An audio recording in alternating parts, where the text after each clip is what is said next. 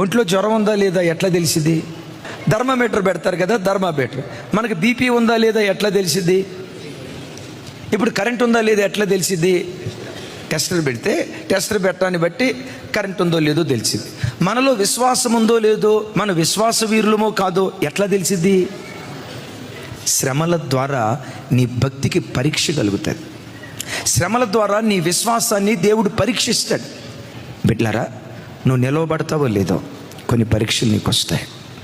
నువ్వు నిలవబడతావో లేదో అనారోగ్య పరీక్షలు వస్తాయి, ఆర్థిక పరీక్షలు వస్తాయి, అసమాధానపు పరీక్షలు వస్తాయి, కుటుంబంలో శాంతి సమాధానం లేని పరిస్థితి, దినం వెంబడి దినం ఆర్థికంగా నలగొట్టబడే రకరకాల శ్రమల గుండా దేవుడు నిన్ను తీసుకొని వెళ్తాడు.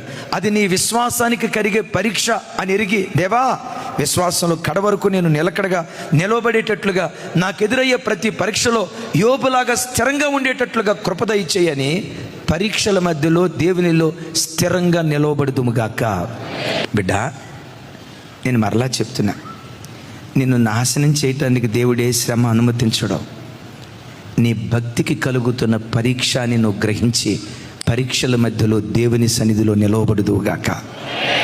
కలెక్టరేట్ ఆఫీస్ ఉంది. కలెక్టరేట్ ఆఫీసులో కలెక్టర్ గారు ఉంటాడు, బంట్రోతు ఉంటాడు. వీళ్ళిద్దరిలో ఎక్కువ పరీక్షలు రాసింది ఎవరు?